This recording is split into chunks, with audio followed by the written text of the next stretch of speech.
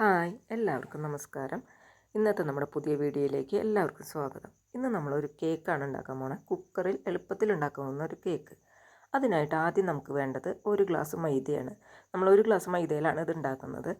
1 glass മൈദ, അതിലേക്ക് 1 teaspoon baking powder, 1/2 teaspoon baking soda, 1 നുള്ളു ഉപ്പ് എന്നിവ ചേർത്ത് ഇതൊന്ന് നന്നായി മിക്സ് ചെയ്യണം. ഇത് മിക്സ് ചെയ്യുന്നതിന് വേണ്ടി നമ്മളൊരു 3 പ്രാവശ്യം ഈ അരിപ്പയിലിട്ട് നന്നായി ഒന്ന് അരിച്ചെടുക്കുക. അപ്പോൾ ഇത് നന്നായി മിക്സ് ആവും. ഇതിലേക്ക് മധുരത്തിനായി നമ്മൾ 1 ഗ്ലാസ് പഞ്ചസാരയാണ് പൊടിച്ച് വെച്ചിരിക്കുന്നത്. മധുരം നമുക്ക് ഓരോരുത്തർക്ക് ആവശ്യത്തിനനുസരിച്ച് ചേർക്കാം. ഞാനിതിലേക്ക് ഒരു 3/4 ഭാഗം പഞ്ചസാരയാണ് ചേർത്തിരുന്നത്. കേക്കിന് ആവശ്യമായ ബാറ്റർ തയ്യാറാക്കുന്നതിന് നമ്മൾ 2 മുട്ടയാണ് ഉപയോഗിക്കുന്നത്. 2 മുട്ട, അതിലേക്ക് 1 ടീസ്പൂൺ വാനില എസൻസ് എന്നിവ ചേർത്ത് മിക്സിയുടെ ജാറിൽ നന്നായി ഒന്ന് അടിച്ചെടുക്കുക.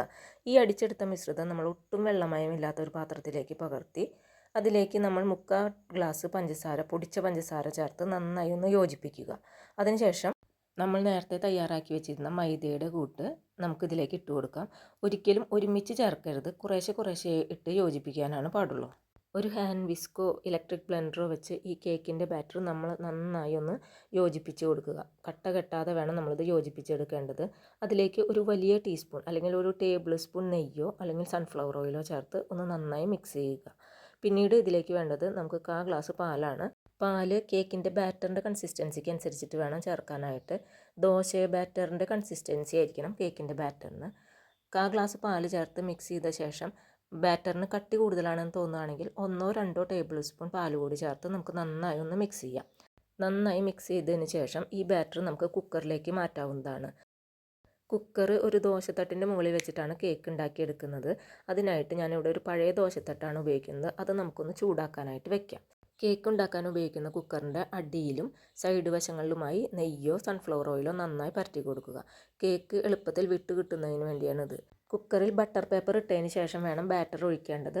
ബട്ടർ പേപ്പർ ഇല്ലെങ്കിൽ നമുക്കൊരു A4 ഷീറ്റ് കുക്കറിൻ്റെ റൗണ്ട് വശത്തിന് കൃത്യമായി വെട്ടി നന്നായി നെയ്യ് പരട്ടി വെക്കാവുന്നതാണ്. കുക്കറിലേക്ക് ബാറ്റർ മുഴുവനായും ഒഴിച്ചതിന് ശേഷം നന്നായി ഒന്ന് ടാപ്പ് ചെയ്ത് കൊടുക്കുക. ഇതിലുള്ള എയർ ബബിൾസ് പോകുന്നതിന് വേണ്ടിയാണ് നമ്മൾ ടാപ്പ് ചെയ്ത് കൊടുക്കുന്നത്. നന്നായി ടാപ്പ് ചെയ്ത് എയർ ബബിൾസ് പോയതിന് ശേഷം വേണം കുക്കർ അടച്ച് വെക്കാനായിട്ട്. ഇതിന് മുകളിൽ ഡ്രൈ ഫ്രൂട്ട്സും നട്ട്സൊക്കെ ചെറുതായി ചീക്കി ഈ സമയത്ത് ചേർത്ത് കൊടുക്കാവുന്നതാണ്. നന്നായി ടാപ്പ് ചെയ്ത് എയർ ബബിൾസ് എല്ലാം പോയ ശേഷം നമുക്ക് കുക്കർ അടച്ച് വെക്കാം. അടച്ചു വെച്ച കുക്കർ നമുക്ക് ദോശപാത്രത്തിന് മുകളിലേക്കായിട്ട് മാറ്റാം. ആദ്യത്തെ 5 മിനിറ്റ് ഹൈ ഫ്ലെയിമിലും പിന്നീടുള്ള 30 മിനിറ്റ് മീഡിയം ലോ ഫ്ലെയിമിലും വെച്ച് കഴിയുമ്പോൾ നമുക്ക് കേക്ക് റെഡിയായി കിട്ടുന്നതാണ്. 30 മിനിറ്റ് കഴിയുമ്പോഴേക്കും കേക്കിൻ്റെ നല്ല സ്മെല്ല് വരാൻ തുടങ്ങും. അപ്പോൾ നമുക്ക് ഗ്യാസ് ഓഫ് ചെയ്ത് കുക്കർ തുറന്ന് നോക്കാവുന്നതാണ്. നമ്മുടെ കേക്ക് നന്നായി വീർത്തൊക്കെ വന്നിട്ടുണ്ട്. നമുക്ക് ഇതിനെ ഒരു പ്ലേറ്റിലേക്ക് മാറ്റാം. ഒരു പ്ലേറ്റ് കുക്കറിന് മുകളിലേക്ക് വെച്ച് നമുക്ക് കേക്ക് അതിലേക്ക് മാറ്റാം. കേക്ക് എളുപ്പത്തിൽ പോരുന്നതിന് വേണ്ടിയാണ് നമ്മൾ നന്നായി നെയ്യൊക്കെ തടവി കൊടുത്തത്. അതുകൊണ്ട് തന്നെ പോരാനായിട്ട് ഒരു ബുദ്ധിമുട്ടൊന്നുമില്ല. ബട്ടർ പേപ്പറെല്ലാം മാറ്റി കേക്ക് നമുക്ക് ടേസ്റ്റ് ചെയ്ത് നോക്കാം. നല്ല സ്വാദിഷ്ടമായ കേക്കാണ്. എല്ലാവരും ഒന്ന് ട്രൈ ചെയ്ത് ഫീഡ്ബാക്ക് അറിയിക്കണേ.